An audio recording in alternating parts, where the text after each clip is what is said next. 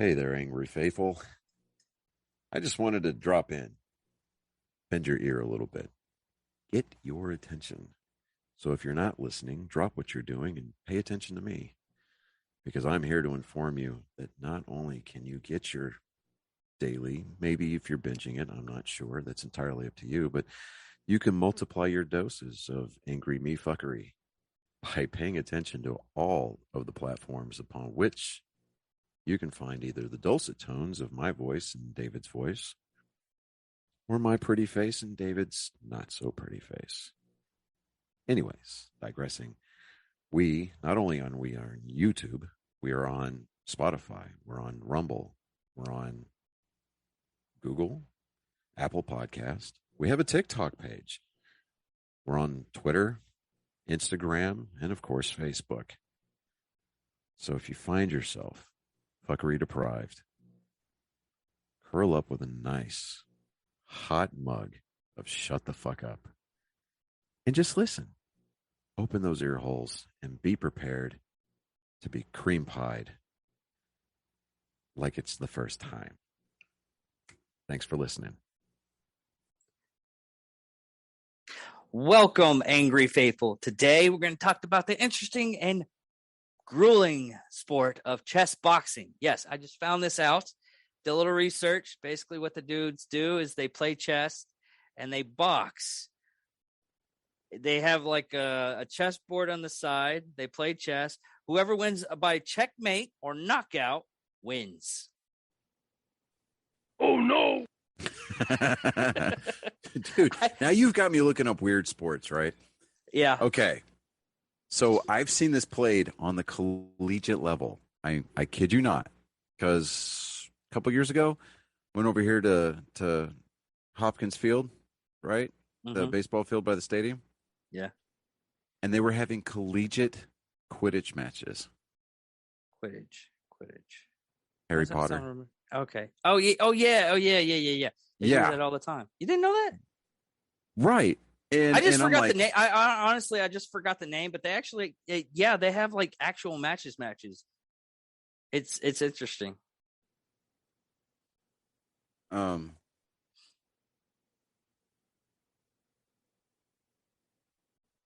Okay, so here's another one. And I'm going to do some homework on this one because I really kind of want to dive into it next week. Dodgeball. It's an unusual sport combining dodgeball and paintball. You like adrenaline? Okay. Dodgeball is a sport where you have to eliminate the entire opposing field on a field containing obstacles. Your goal may be to steal the enemy's flags, steal players from the opposing team, or depending on the mode, eliminating an opponent can be done by touching it with an arrow that you threw. A good way to achieve your dream and look like Katniss Everdeen in real life. In Quebec, you can play with a business situated in Montreal City called Dodgeball, and then they've got like this whole website. So I'm like, But if you're throwing the arrow, where does the bow come in? I don't know. I really want to do. Why don't you just play paintball? I want to learn about. Okay. It sounds just like paintball. You know, you get these bow hunters. Yeah. Okay. Oh, we hunt with a bow because it shits harder. You know, it's like, okay. No, you should try like spear hunting. Yeah. Okay. Someone told me that. He was like, I do spear hunting. I was like, bullshit. I was like, no. Right. Yeah. All right. So I'm going to kind of skip over the baseball news this week just because really there's nothing terribly exciting going on. I mean, we're right smack dab. I mean, the season's a little more than a month old, but I mean, there's no kind of like jump out and grab you type headlines like with the Trevor Bauer situation last week. Yeah. You keep on talking, bro. I'm gonna see if there's actually any sports news. Working now in the little thing that Jimmy had. I was trying to help him out. Okay. Well, today. I am gonna talk about NASCAR. Okay. Okay. I have stated on more than one occasion on our show, and if you'll notice, with the exception of here, there's a decided lack of shit on my wall now. It's because I'm in the process of packing up. So yeah, there's a box behind me. There's an open closet over there. I mean, my walls are starting to become bare, and it's kind of sobering, man. It's like, oh, here we go, man. We're about You haven't freaked out yet, have you? No. I mean, I'm 50 days out from getting married, dude. Yeah. Like 50 days. Oh, get this. Totally off topic. I'm sorry. I don't know if I should. No, I'll tell you after the show. Just remind me. Okay. It's personal. That's the reason why I have to wait until. Oh yeah, no. Okay. Yeah. No, totally. All right. So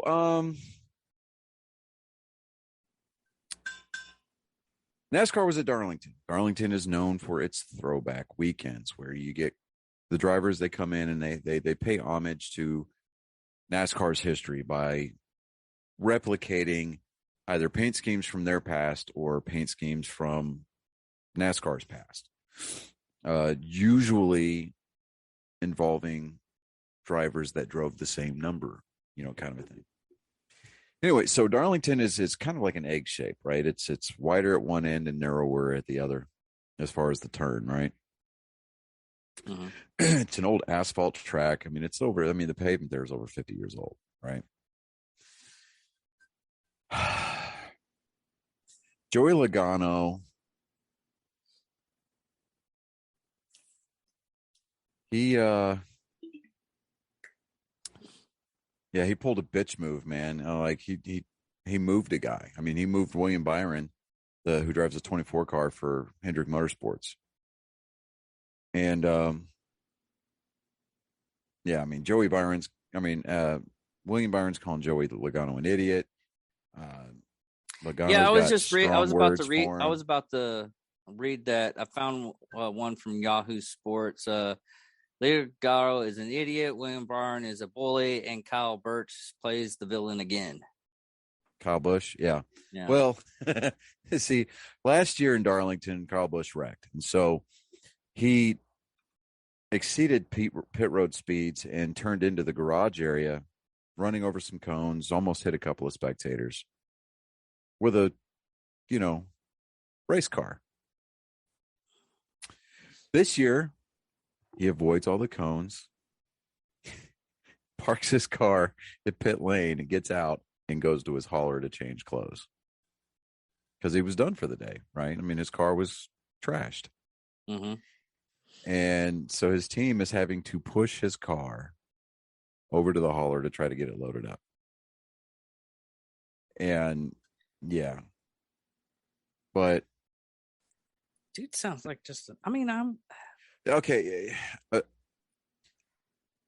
Regardless as to how I feel about Kyle Busch, I think the sport needed a personality like him. They needed somebody to hate. Okay. You've got your diehard Kyle Busch fans. I mean, we're part of the Rowdy Nation. I mean, fine. Isn't your girlfriend part of that nation too that you have to deal with? No. Oh, okay. She doesn't watch racing. Oh, I'm going to take her. Sorry. I'm going to take her. Yeah, I'm going to take her to a NASCAR race. But we're going to do it upright. We're going to try to get a camper. We're going to try to get some infield passes. My dad came in that week. What is up, Senor Dickerman? Oh, Johnny says hi. Hi, Johnny. But yeah. So we're going to try to do it upright. We're going to try to take the whole weekend and go. And my screen is shaking because I'm bouncing my legs. But see. Anyways, so we're going to try to take the whole weekend. We're going to try to get infield passes, get a parking spot in the infield, Texas Motor Speedway. Just that way we can watch the race in 360 degrees. I mean, you're just kind of immersed in that environment. Grill out, just kind of get torched all weekend, sober up, and then either leave out Sunday night or Monday morning. Just kind of depends on what my schedule looks like. But I want to get back to the track. I mean, I love baseball and I go as much as I can and I try to play as much as I can. And, I'm kind of living vicariously through through my son. But it's Hey, hold on real quick. Hey, Dad, would you want to go to a NASCAR event?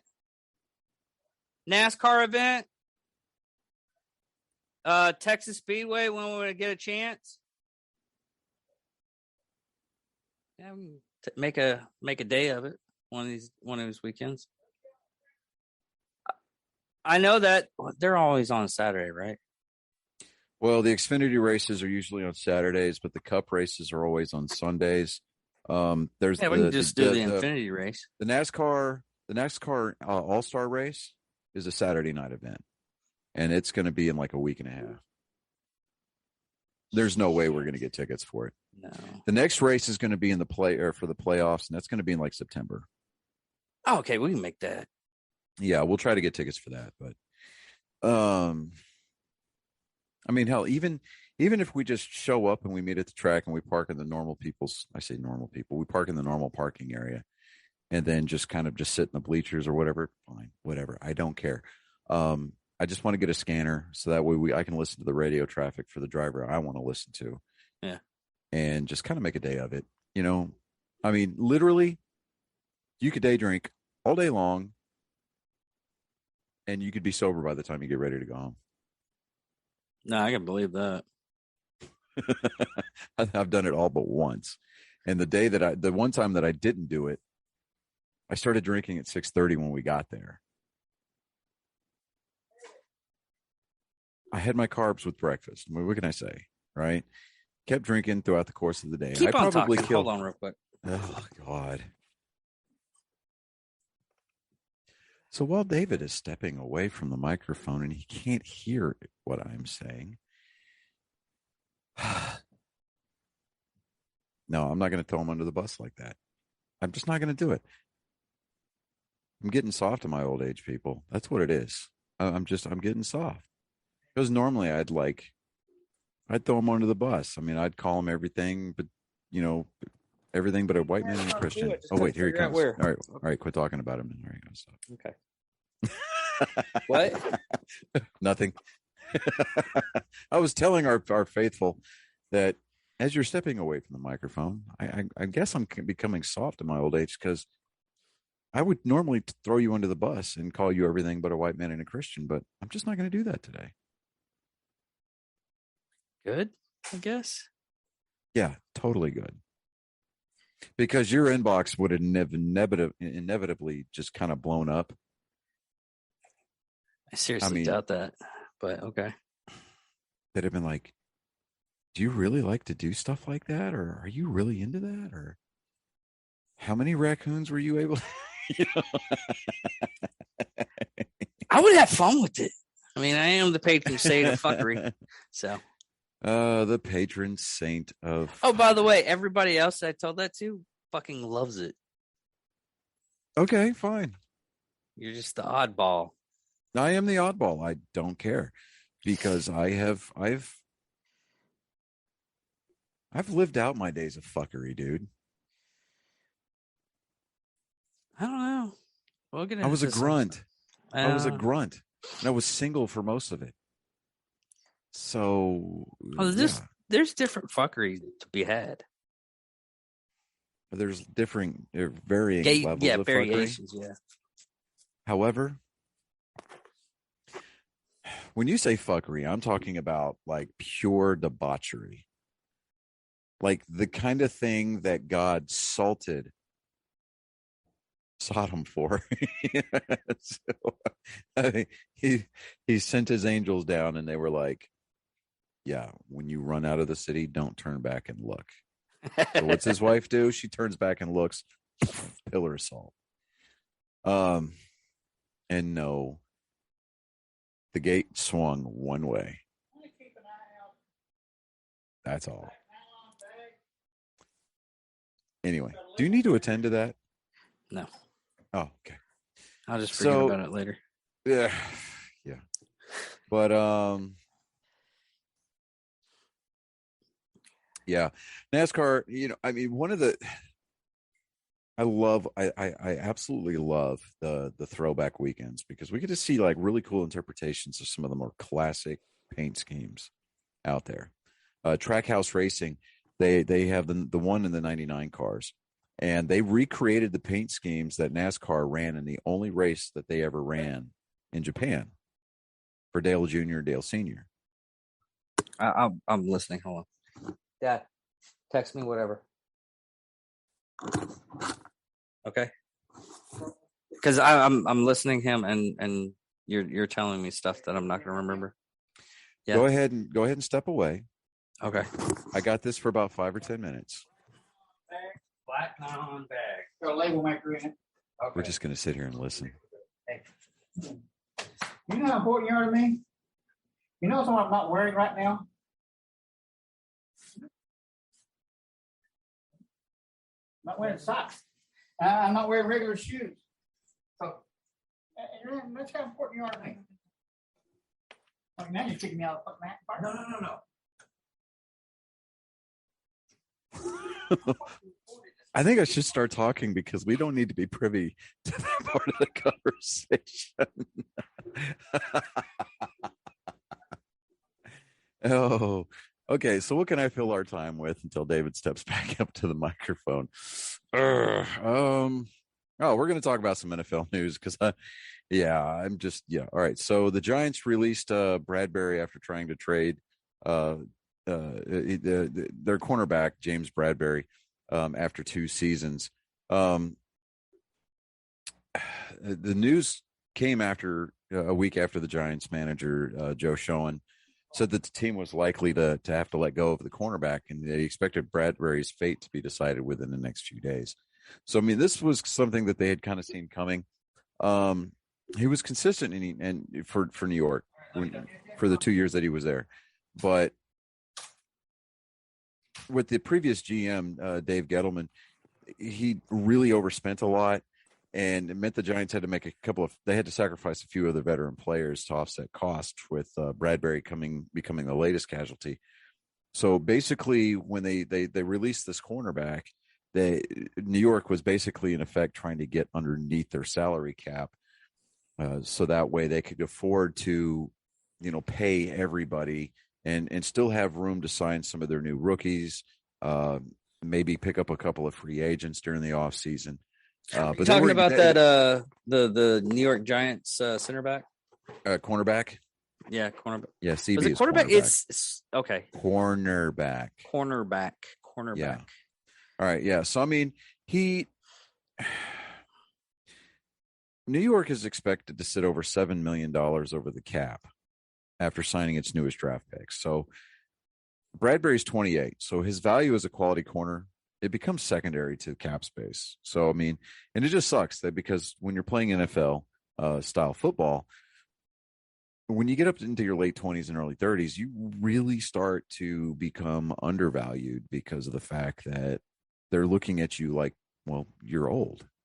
Even though he's been only with them for 2 years, they're looking at him like he's old. So I think that he'll definitely get a job somewhere else, but I think it's going to be with a lower market team, and he's really not going to sign for the amount. He'll sign for the amount that he really doesn't want. So, and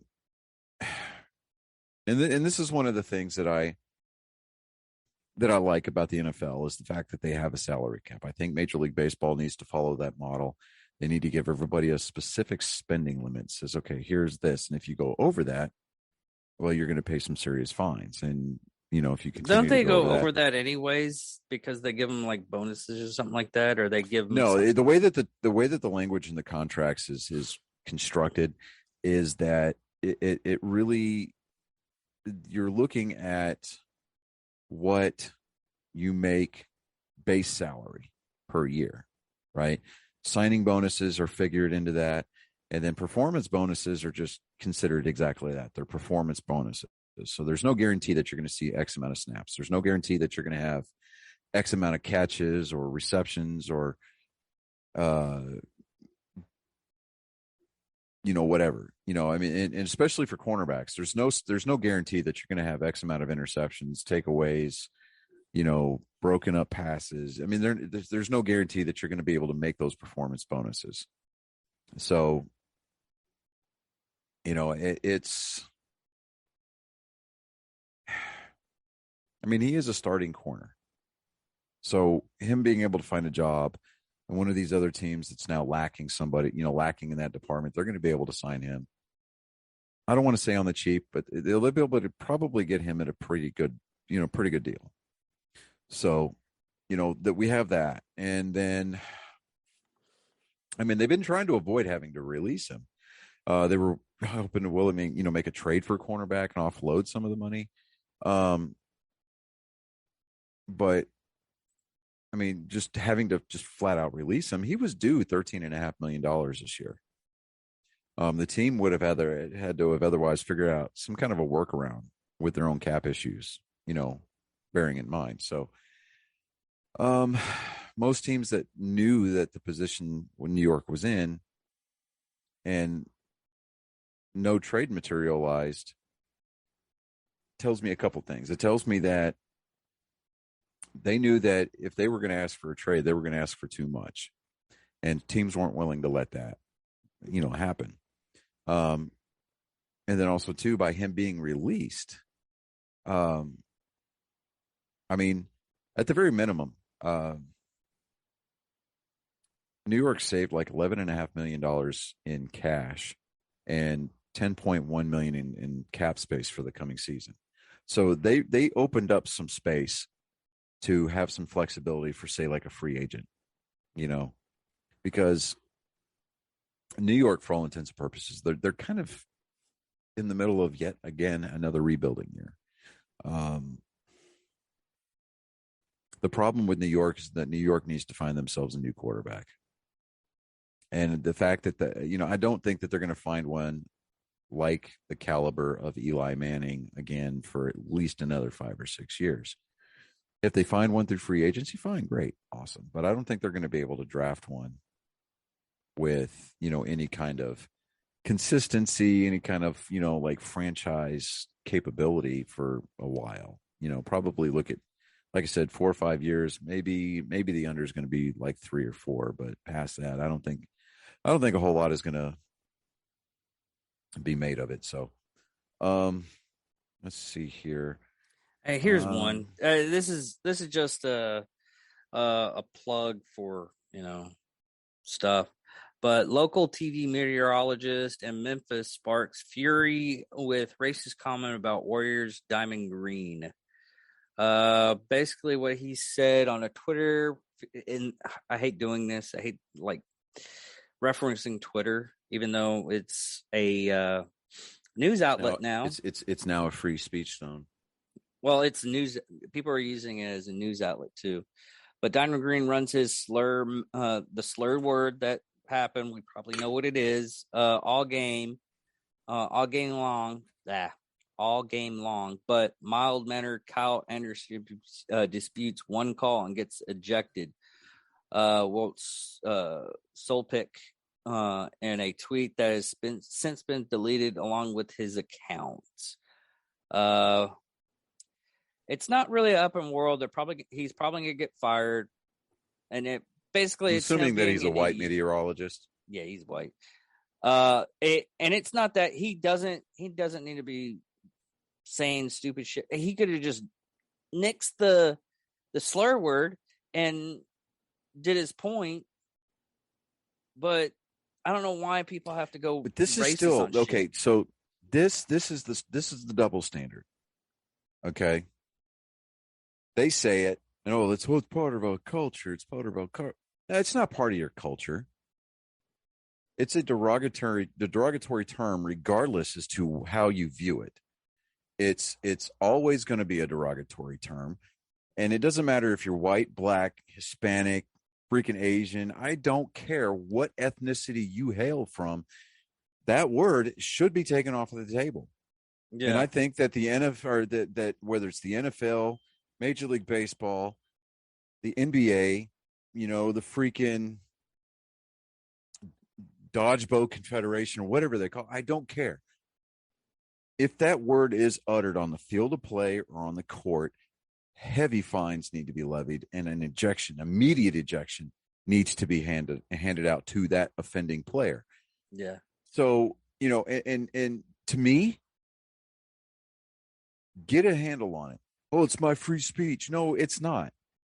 Not with that word. Yeah, it's like calling your kid like Hitler, or, I mean, okay. We've been going over this for the longest time. If we were to go around and sit there and be like, "What's up, cracker?"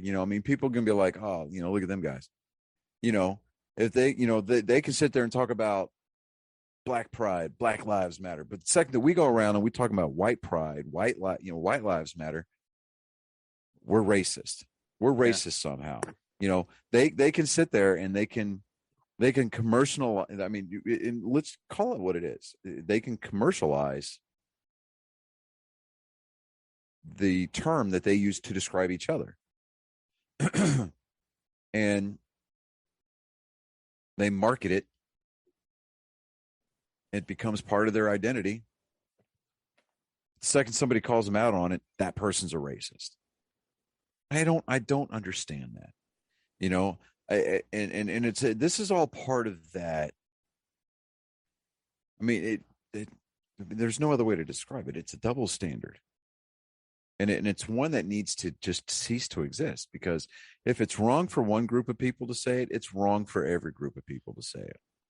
It really is. It sucks that word is out there. It really is. To me, it's a deplorable word. I don't like hearing it. I don't like using it. In fact, I don't use it. I don't. Whether it's with the ER or the A on the end of it, I don't care. I don't like using it. I don't like to hear it. And to me, it just kind of comes off as ignorant. And then if you use it as part of your vernacular because you're either too lazy or you're incapable of expanding your vocabulary, then educate yourself.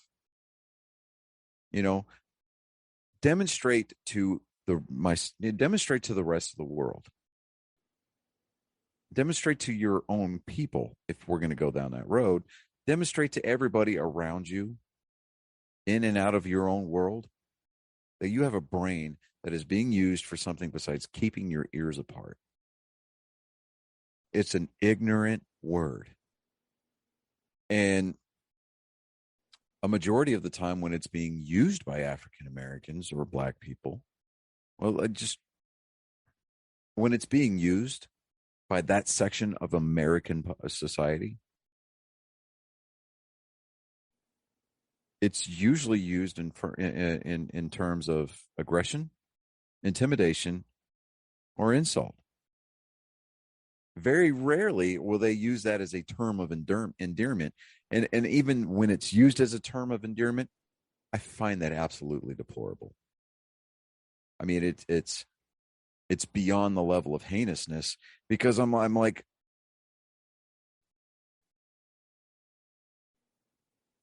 that'd be like me coming up to you, be like, "What's up, Whitey?" Yeah. That's gonna make me sound redneck as fuck, dude. Fuck that.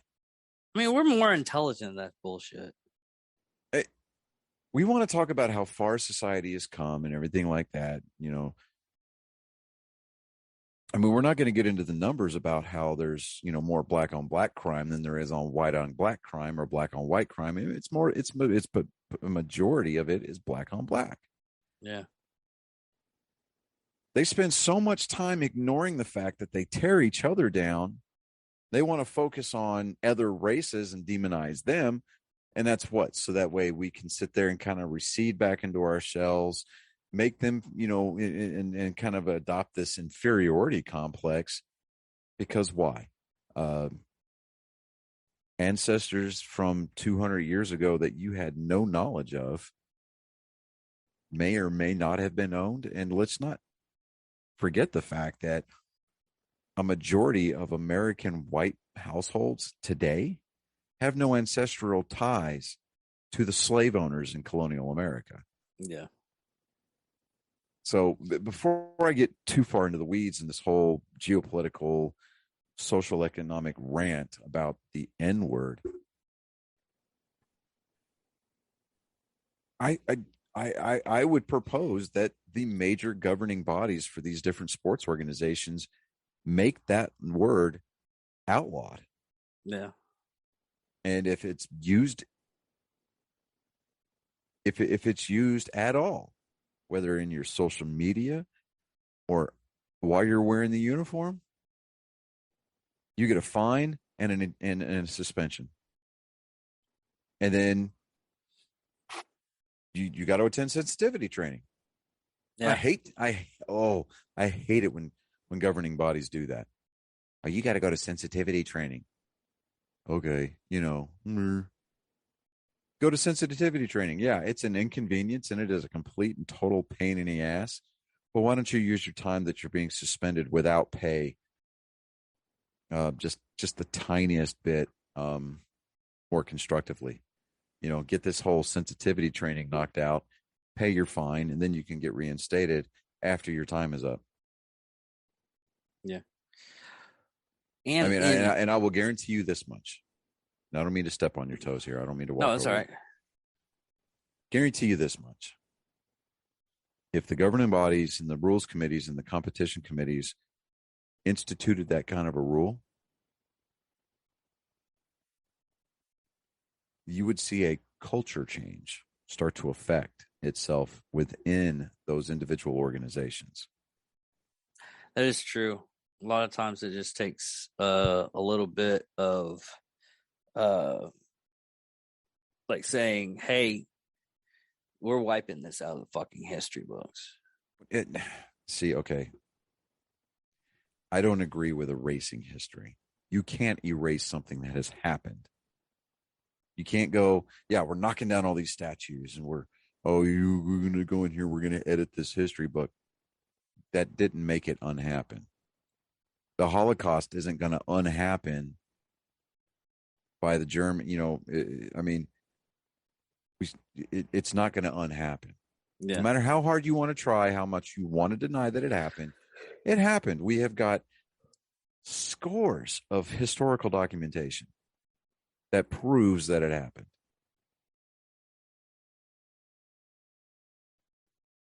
But, it's one of those situations where we're not trying to erase history. We're not trying to rewrite history. We're trying to affect a change. We're trying to affect a change for the future. We can acknowledge the fact that we've got a jacked up, dark ass history.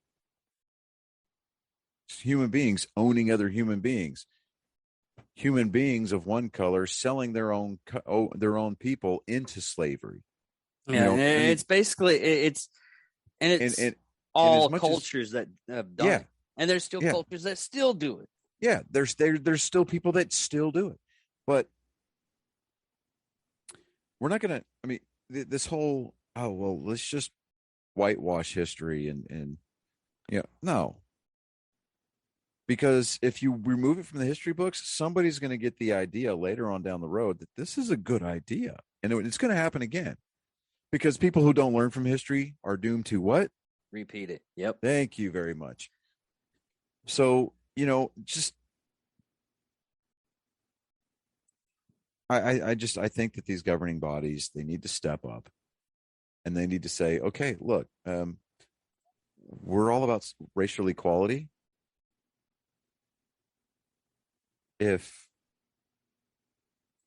certain players aren't allowed to utter certain words, like if a white NBA player said that word, not only would he get his ass kicked on the court, but he would get suspended indefinitely until he was, certified racially, what's the word I'm looking for? Acceptable. Yeah. Or socially acceptable. But it's okay for the black players to sit there and just scream that word at the top of their lungs 100 times during the course of a game. That is a double standard that should not be there. Do not ask somebody else to do something that you would not be willing to do yourself. Pure, plain, and simple. Okay, now, so we're going to take a step back from that. I think that we need to go ahead and change gears here. So, what I'm going to do, I am going to give my son a call. Well, I was gonna while you do that, there was the What's UFC up, dude? Where are you at? Are you outside? No. Oh, okay. So, all right. So, let me give you. Are you ready? Do you have your joke? Yes. All right. So, give me just a second. I'm going to give you your intro here. All right. Hold on. All right. So, ladies and gentlemen, we're taking a step back from the social, economic, geopolitical discussions involving sports and certain words of the vocabulary that need to be erased. And we're going to take a time to step back, relax, and enjoy the musings of Joke Time with Colin. All right, bud, there you go. My wife asked me to pass her lip balm. Instead, I gave her super glue. By my mistake, she's still not talking to me.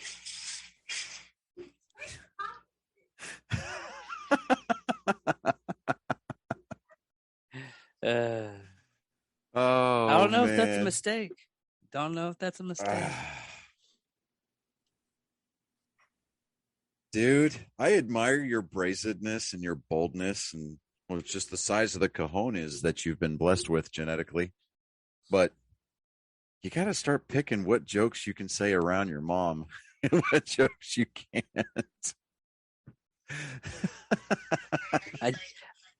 I'm with him on this one. That was a good joke. Right. Do I need to let you go, guy? Yeah. All right. I love you, bud. Later. Hopefully, it doesn't get yelled at too much.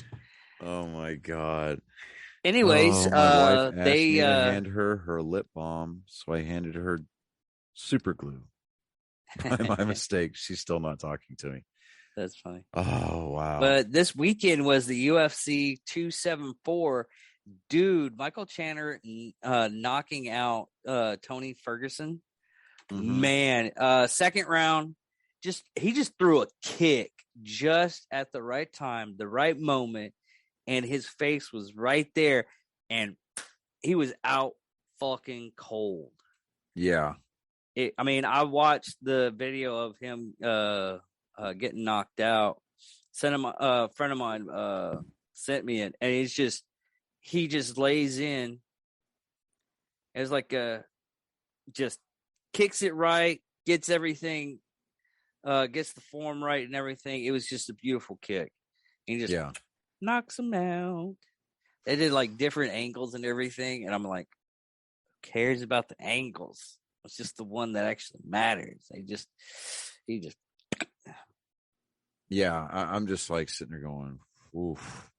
Yeah. That's rough, bro. That's one thing I want to get back into watching again is UFC fights. I just haven't had the people around me that would enjoy it with me. Yeah, I mean, because there's people that when they watch it and they talk about other bullshit that doesn't even matter about the fights and everything like that. I wouldn't mind going to a UFC fight too. That would be entertaining. The Charles Oliveira submission in the first round. Ooh. Ooh, quickness, right? Yeah. It was like 3 minutes and 22 seconds into the first round. Right. I'm sitting going, damn. But let me see here. The women's fight, the strawweight, Rose Namajunas versus Carla Esparza. Carla Esparza, she was coming in as the challenger. And they went the distance all 5 rounds, and she got the decision. And she's the new, So I'm like, all right, cool. But yeah, Michael Chandler with the knockout in the second round, 17 seconds into the second round. I'm like, damn. Let me see if I can find. I want to find the video for that. Let me see here. Oh, here we go. Here we go. Let me see if I can get the video to come up.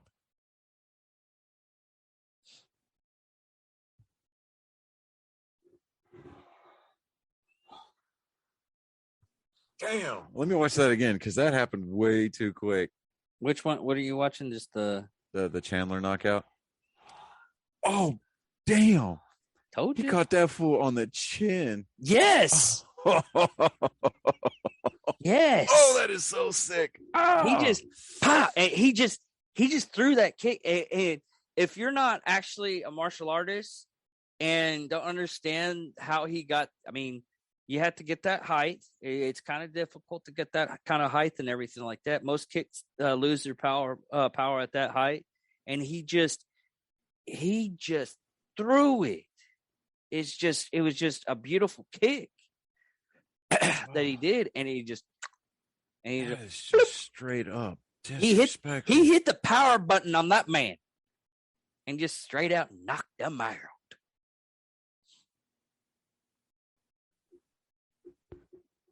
All right, let me see here. I want to look to see Charles Oliveira wins big. Carlos Esparza gets her belt back. All right, so this is an ESPN. I don't want to watch an ESPN video.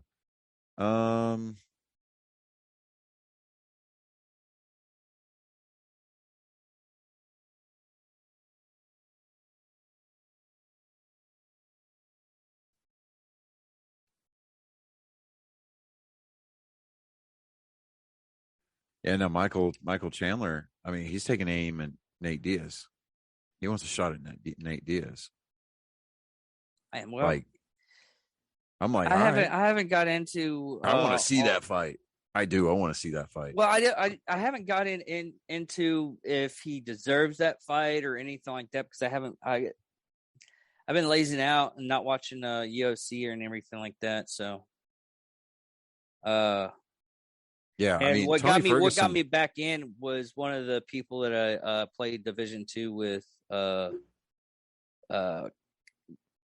He was watching the fight. I was like, "What's happening?" And yeah, it's one of those things. Once you watch it, you get back into it. Yeah. I used to love UFC, man.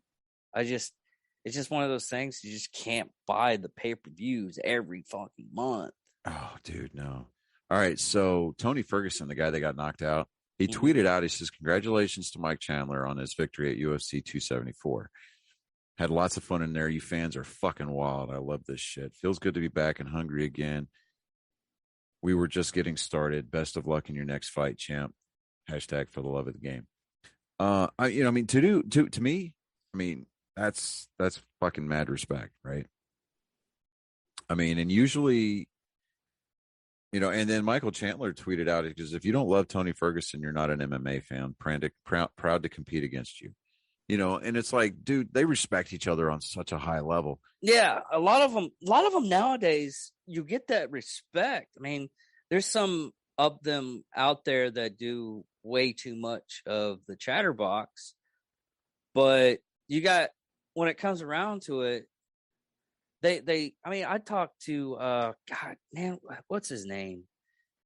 Fucking, I'm so sad that I don't remember. Well, Chuck Liddell. Chandler used his post-fight interview. He wants a piece of Conor McGregor. I'm like, everybody I don't know. wants that shit. See, I think that's just a payday fight, though, man. I really do. It probably is. He's like, but I talked to Chuck Liddell about that stuff when I did an event, or I went to go to an event. And I talked to him. I was like, is it always like when you go out and you're going to the competitors? I've done like Ali and everything like that. Looked at the backstory of that stuff and a lot of. Do y'all like hate each other? Or is that just show on? He's like, some of the people it's show, and some of the people you just fake it, and then after you're done with the fight, you go have a beer. Yeah. Okay. So Nate Diaz, he tweeted, "Just for the record, I choke Oliveira easy." Right. Michael Chandler chimes in. He goes, "Hey Nate, shut up and stop complaining. Keep your mouth shut. Keep your head down until your daddy books a fight for you to get your sacrificial dome bounced off the canvas again. maybe it'll be me. If you're lucky, see you at the top. Right? I'm like, fuck yeah, dude. Feel that fire. Feed that shit. Just fucking start stoking it. That's what I love. I love the trash talk. I just love the trash talk. But I mean, and then Rose Namajunas. Anyway, the woman who lost her fight. She was like, yeah, she's in her post fight interview. She's like, I won that fight. But like, how? I mean, the judges scored it the other way. So, I don't know. Well, I don't. There's a lot of speculation with the scoring on that because they're using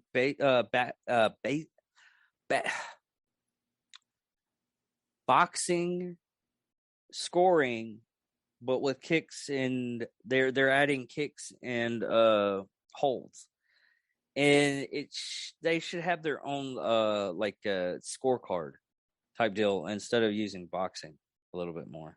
Yeah. I don't know, but it's funny listening to Joe Rogan talk about how, like, he talks about like all the fighting confederations for boxing, the WBC, just the bevy of them, right? He's like, really, the only belt that really anybody pays attention to and respects is the Ring magazine belt, right? Because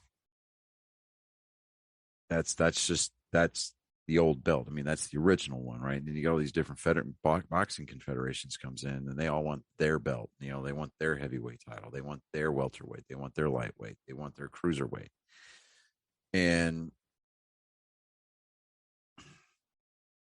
I mean, they even want their super heavyweights, right? So I'm just like, yeah.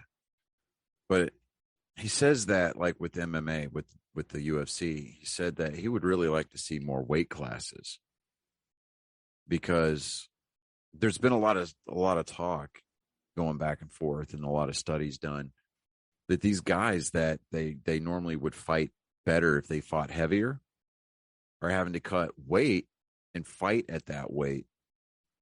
And how you cut weight is you just like you dehydrate yourself.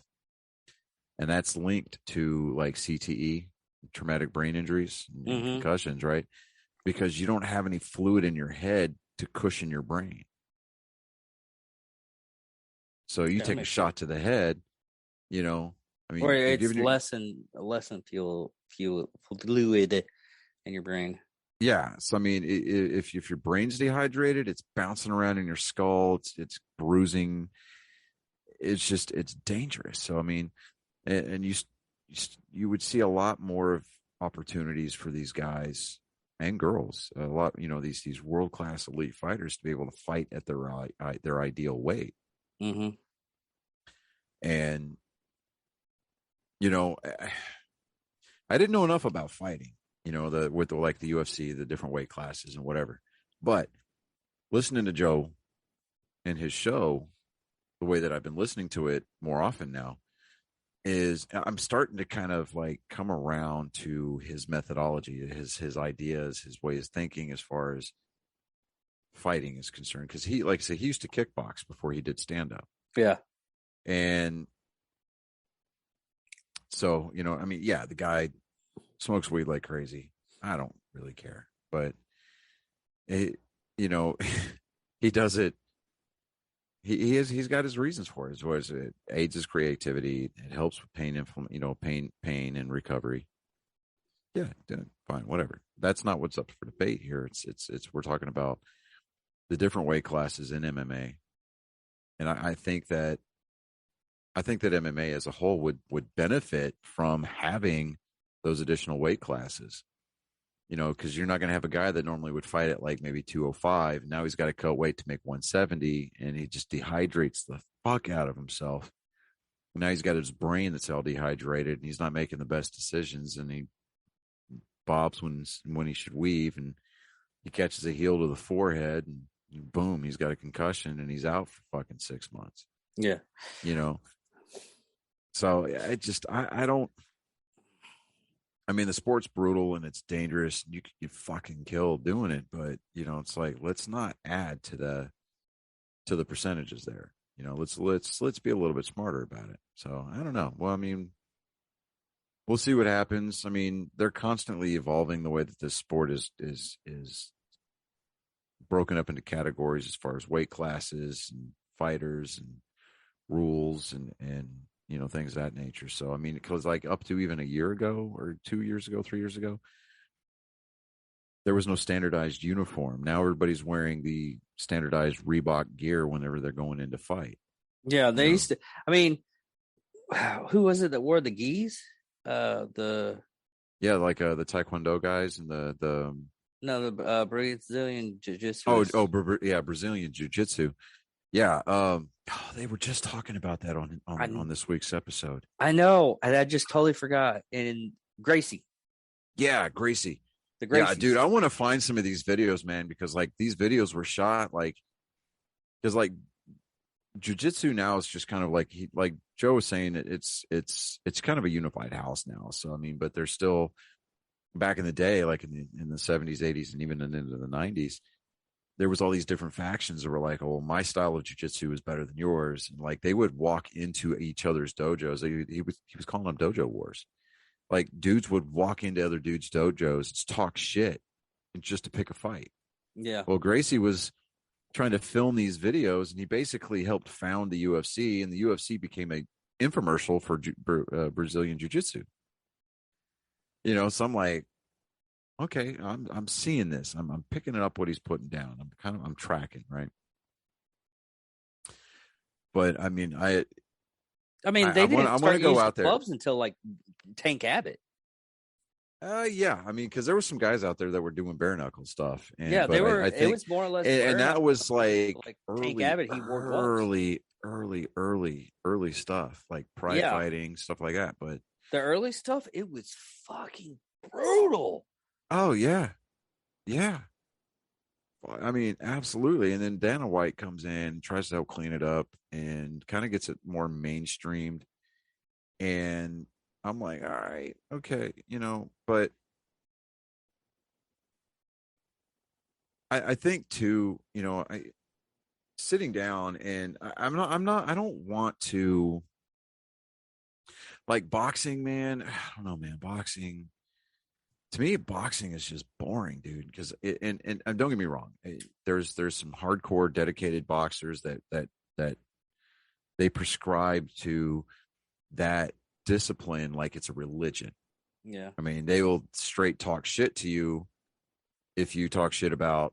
I mean, they'll try to whoop your ass if you talk shit about boxing. I mean, it happened recently. But here's the thing. Well, here's the thing. You get a mid-grade to elite level wrestler in front of a boxer. Boxers, they're going to have to try to figure out how to keep away. Yeah. That wrestler gets you to the ground, it will fuck you up. Yeah. And wrestling's not even like an offensive type thing, It's about throws and holds. It's a grappling thing, right? So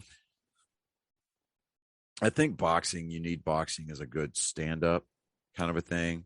But definitely you have to have, I mean, to be considered what even to be considered mid-level or elite as a fighter, I think that you would need at least 3, maybe if not 4 different disciplines at your disposal.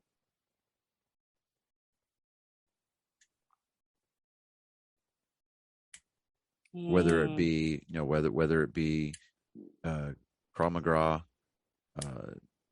jiu-jitsu, Taekwondo. Well, I think boxing. Actually, I think Muay only Thai. 2.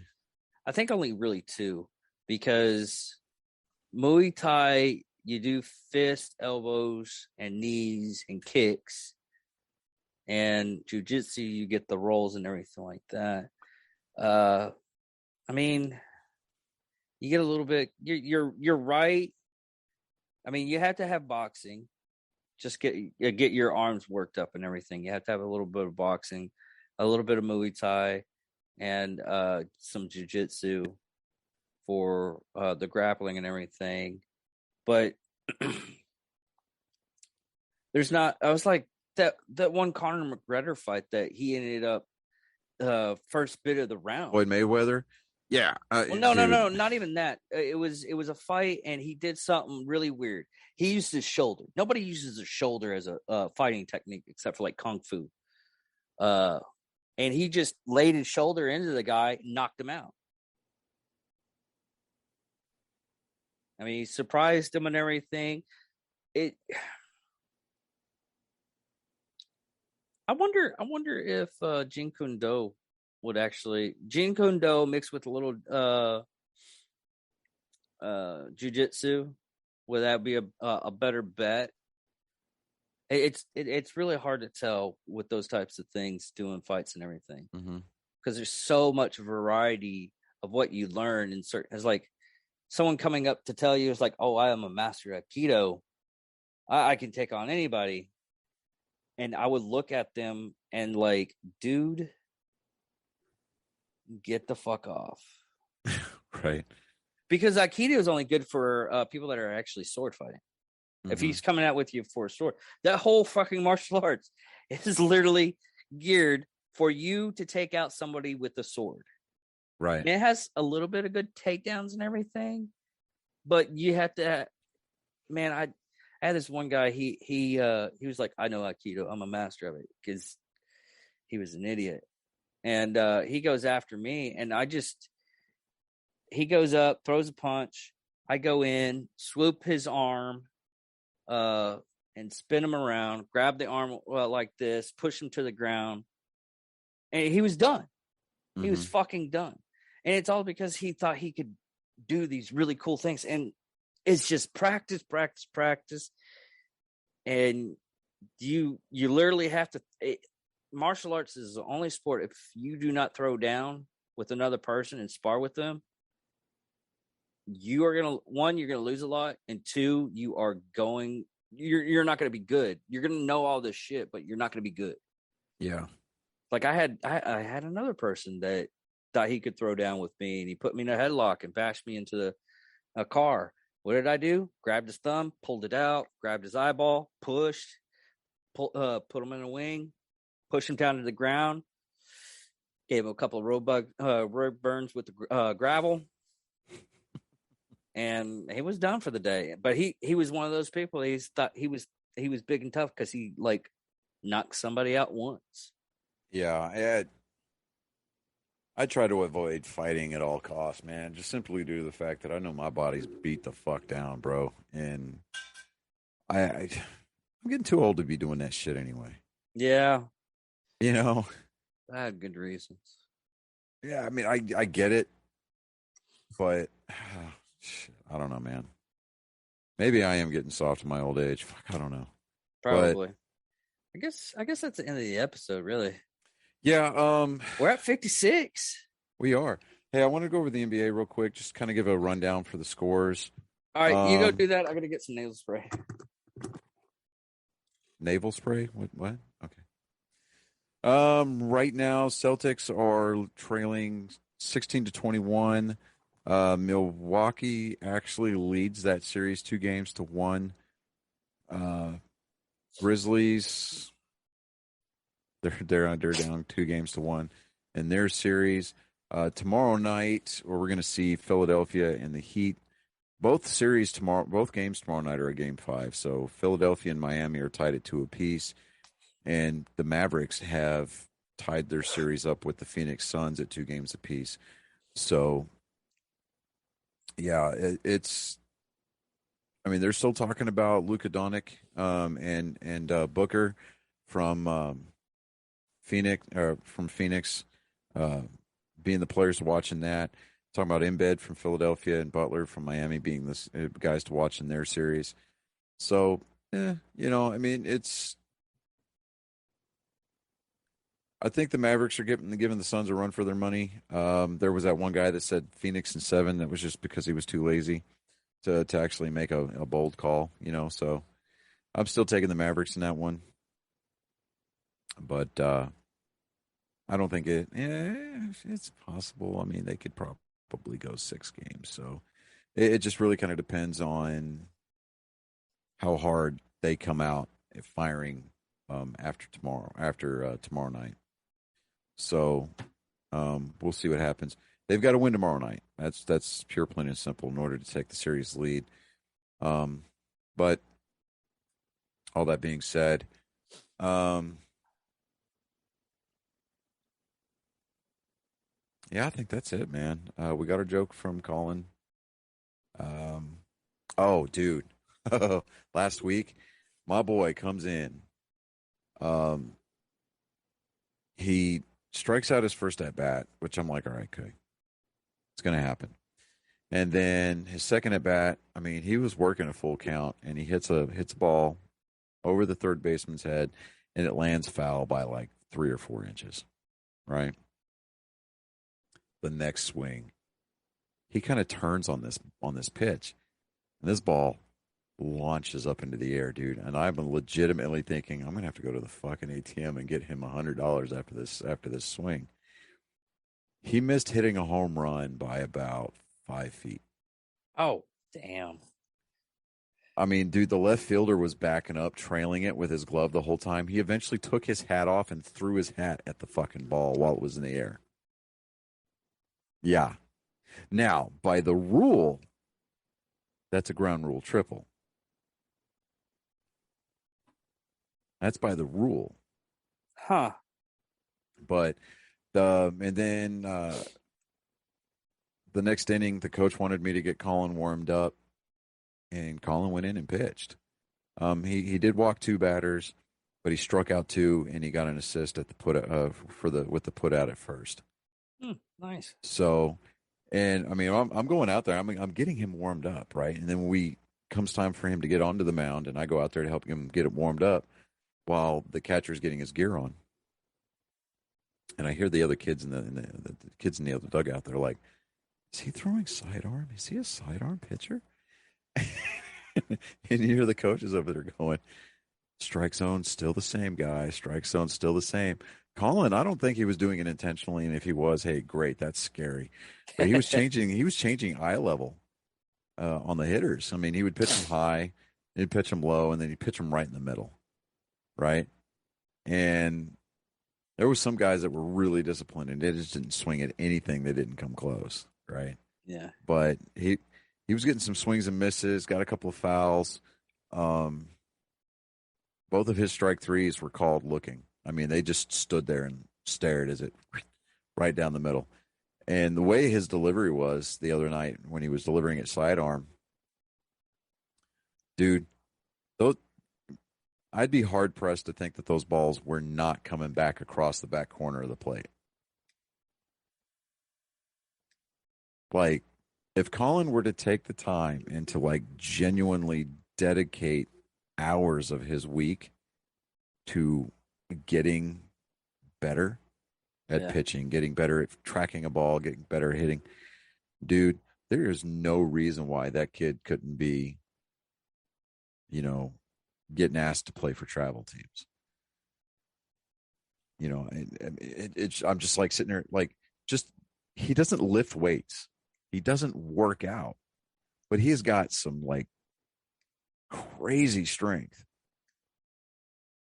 I've got him doing his long toss program where, we work on arm strength and velocity. So that way he can make good, solid strikes from the outfield.